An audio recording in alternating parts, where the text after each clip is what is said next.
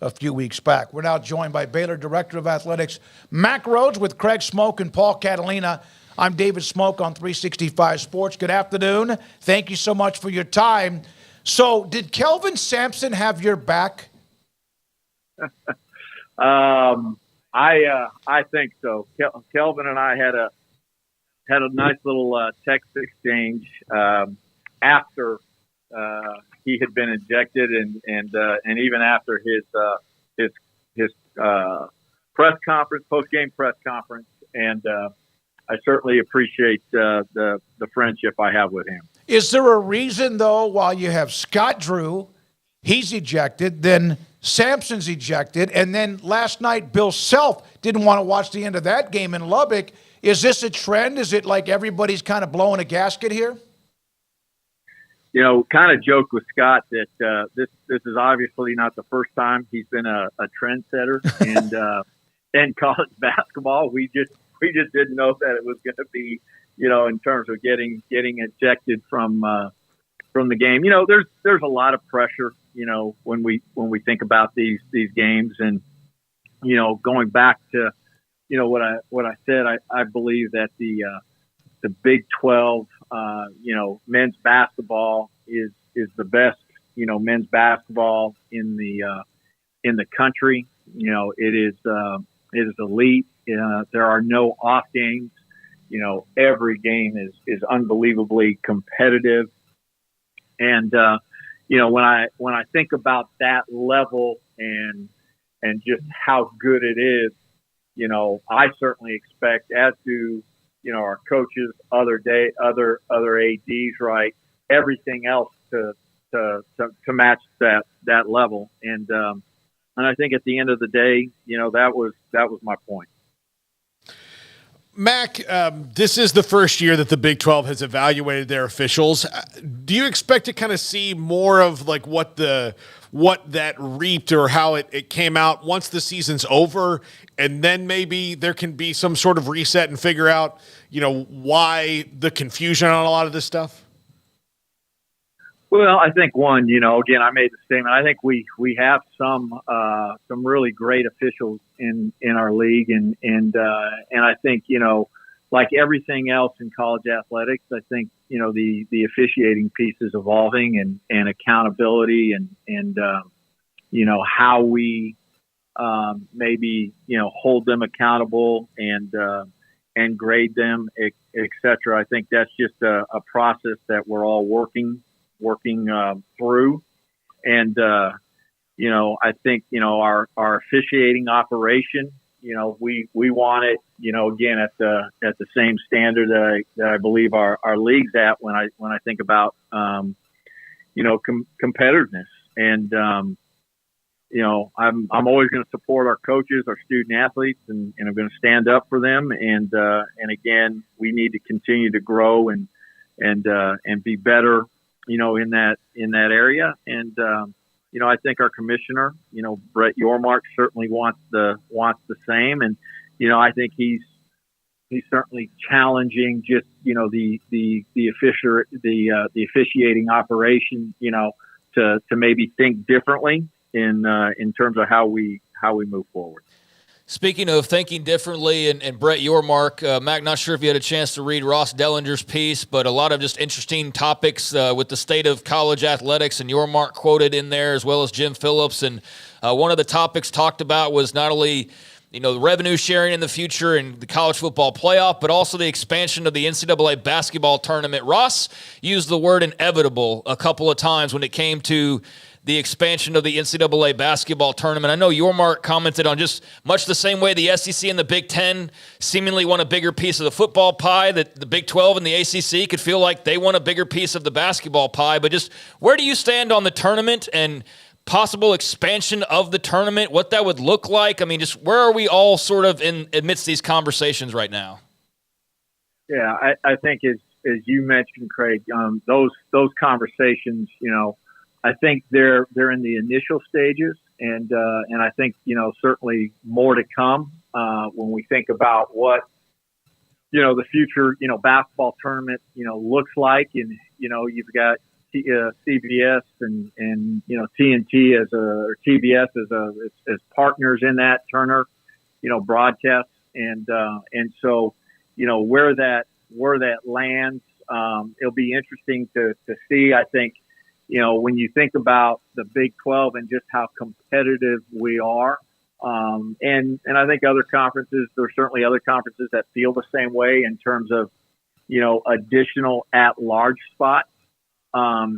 If you feel like you have to keep, and not touch all of the AQs right now, all of the automatic qualifiers, right? Then you have no other, pathway to head down than to add spots and to add, at large spots. And so my gut is, that's eventually gonna happen. How soon, I'm not sure. And again, those are conversations that are gonna have to be had with certainly the television partners. I think it will be really difficult to take away AQ spots, and so again, not to be repetitive, I think it's going to be really about adding out large and increasing the field from 64 to whatever that may be. I've spoken with different members of the College Football Playoff Committee. Some have said it was an amazing thing to be a part of. Some of them said it was incredibly stressful, and some said they would never do it again. When they contacted you, did you ever think about saying no?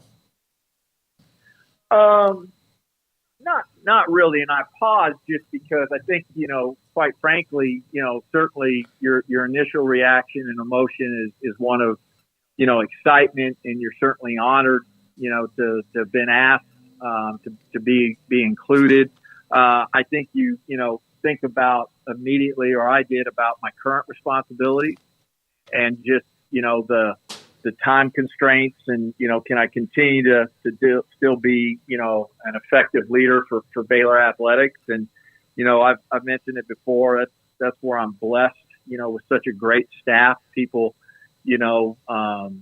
that I've been able to and fortunate to have surrounded myself with, and when I've been certainly part of the Big 12 and where it's moving and the direction, and the addition or the change in membership, etc.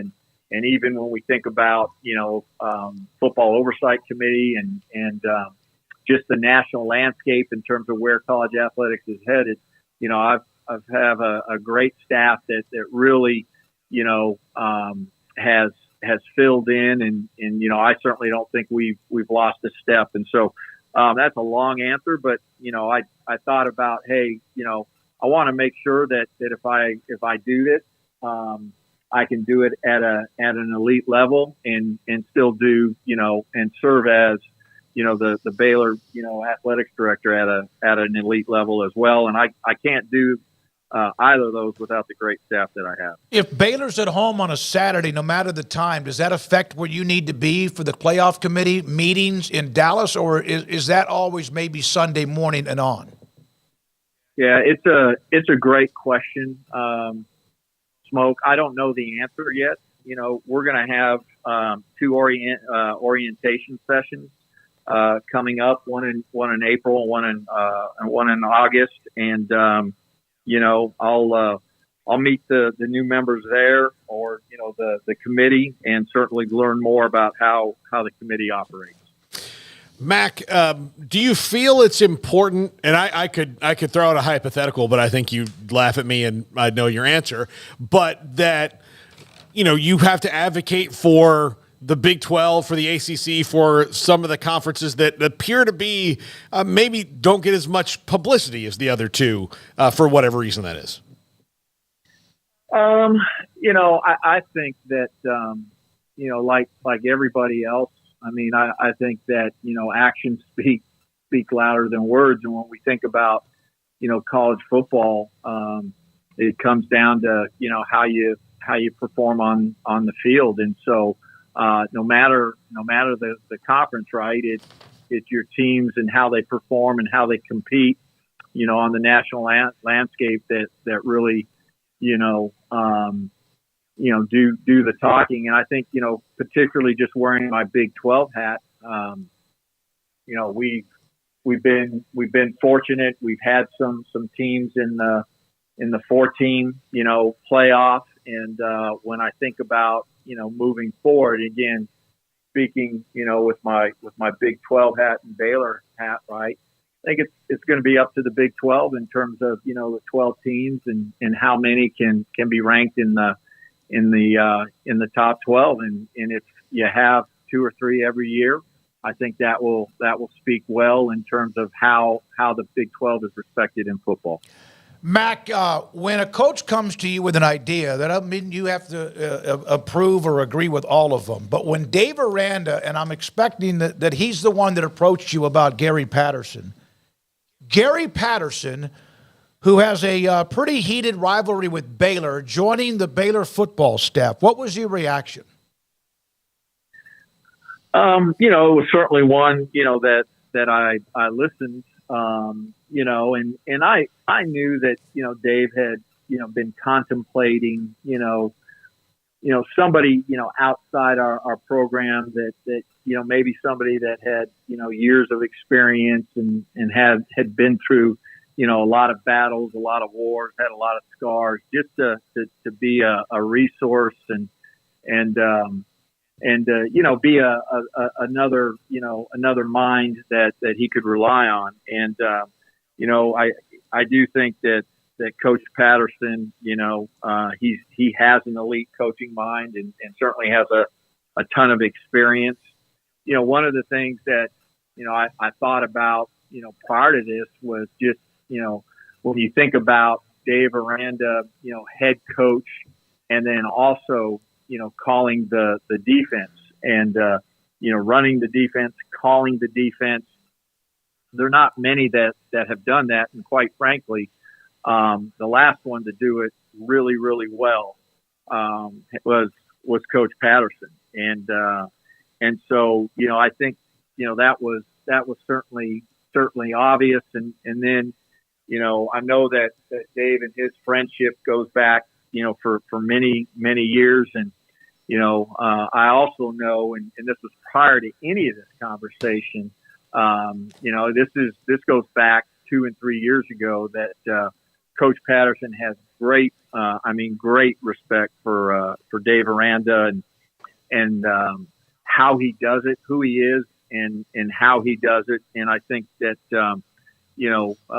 Coach Patterson is extremely genuine when he says he wants to help and be a resource for Dave. And so he'll serve as what we call a senior consultant, and he'll work on opponent preparation and self scouting of our offense and defense. And I've had several others. Well, hey, what about game day, and what will that look like? And I think Dave certainly has given that a lot of thought, and I think he continues to do so. And I think Dave in the future will speak more about that in detail. One more thing on him. Okay, I'm sorry. No, and I think the other thing too is just when you think about Coach Patterson, a defensive guy, just I want to be clear that Dave is going to be running Dave's defense. And I think, where Coach Patterson can be really helpful. He's an extremely creative mind and just, another set of eyes. I mentioned the bit of rivalry, and you know all about it. You weren't here for a lot of it, but you know all about it. And, of course, TCU's had a really good record against Baylor, no matter who the coach has been. But did you discuss with Gary Patterson how many Baylor fans he needs to unblock before he arrives in Waco on Twitter? Well, here's what I said. I mean, we certainly went into this and gave a lot of thought, right? Certainly, thought about, how would our former players that were right in the thick and heat of that rivalry, how would they react? And, I had an opportunity to visit with a couple, and they were extremely supportive. And certainly had some other conversation with some appropriate people, just thinking about, bringing Coach Patterson, on board, and they were certainly extremely supportive. So, I think Coach Patterson is a smart man, and I don't think he needs any of my counsel when it comes to his social media account. All right, you are on the College Football Playoff Committee, or will be. Today, Nicole Auerbach, Ross Dellinger, there's a lot of stories that are out there. But one of the stories that came out this afternoon was that the ESPN, it's tentative, it's not official, but somewhere in the neighborhood of nearly $8 billion over 6 years with the College Football Playoff agreement with ESPN, based on ironing out some other things along the way. There were thoughts that this thing could get much more than that. That's a lot of money, but a higher number than that.